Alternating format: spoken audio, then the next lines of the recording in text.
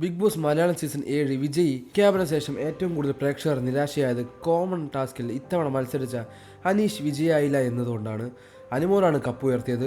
PR-ന് ലക്ഷങ്ങൾ നൽകിയാണ് അനുമോൾ എന്നല്ല ആർക്കും കപ്പ് നേടാൻ കഴിയുമെന്നും പ്രേക്ഷക പ്രതികരണം വന്നിരുന്നു.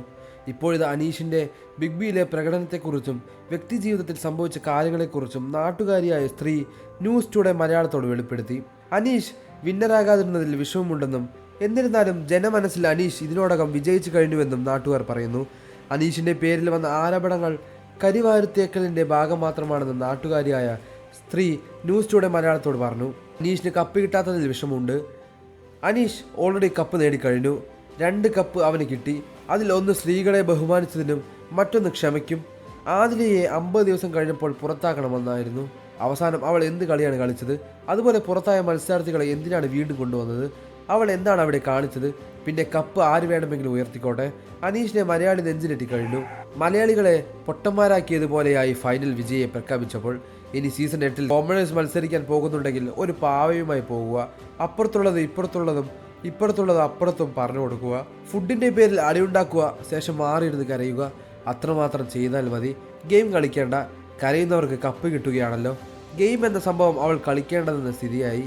കരണ്ട് നേടിയ കപ്പാണ് അനുവിനെ കയ്യിലുള്ളത്. പരീക്ഷ എഴുതി അല്ലെങ്കിൽ കളിച്ച് നേടുന്ന കപ്പ് കൊടുക്കണം. അല്ലെങ്കിൽ ഷോ നിർത്തിവെക്കുന്നതാണ് നല്ലത്. അനീഷ് എല്ലാവരെയും ചേർത്ത് പിടിച്ചിട്ടേ ഉള്ളൂ. എല്ലാവരും PR വെക്കുകയാണെങ്കിൽ ജനങ്ങളുടെ വോട്ടിൻ്റെ ആവശ്യം എന്താണ്?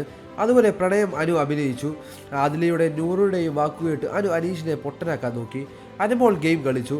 അനീഷിൻ്റെ വോട്ട് കൂടി നേടാൻ ശ്രമിച്ചു. നെവിൻ ടൈം പാസ്സാണ്. അവന് ഷോയിൽ വേണം. പുറത്ത് ആൾക്കാർ ഷോ കാണുന്നുണ്ടെന്ന ബോധം മത്സരാർത്ഥികൾക്ക് വേണം. അല്ലാതെ പുറത്തിറങ്ങി നടക്കാൻ പറ്റില്ലെന്ന് പറഞ്ഞിട്ട് കാര്യമില്ല. ഷാനവാസിൻ്റെ ഫ്രണ്ട്ഷിപ്പ് കണ്ടപ്പോൾ തന്നെ പിന്നിൽ നിന്ന് കുത്തുമെന്ന് തോന്നിയിരുന്നു. ആദിലെ വെറും വിഷമാണ്. അവൾക്ക് സൗഹൃദത്തിൻ്റെ അർത്ഥം അറിയില്ല. നൂറയ്ക്കും അതിൽ പങ്കുണ്ട്. സീസൺ 7 അനീഷിൻ്റെ പേരിൽ അറിയപ്പെടും. ഇനി ആ വൃത്തികെട്ട ഷോ കാണില്ല. അനീഷ് ഒരു പെണ്ണിനോട് പോലും മോശമായി പെരുമാറുകയോ മോശമാക്കി ഉപയോഗിക്കുകയോ ചെയ്തിട്ടില്ല. അതാണ് അവൻ്റെ ക്വാളിറ്റി. വീട്ടിൽ പഠിച്ചതല്ലേ, പുറത്തിറങ്ങിയാലും കാണിക്കൂ. ഈ സീസണിൽ റോക്കി ഉണ്ടായിരിക്കണമായിരുന്നു. ആരും അമ്മയ്ക്കോ അപ്പനോ വിളിക്കുമായിരുന്നില്ല. അനീഷ് 6 മാസം മാത്രമേ ഭാര്യയ്ക്കൊപ്പം ജീവിച്ചിട്ടുള്ളൂ. പിന്നീട് ചെറിയ പ്രശ്നങ്ങളായി ഇരുവരും വേർപിരിഞ്ഞു. എല്ലാം നടന്നിട്ട് 4-5 വർഷമായി.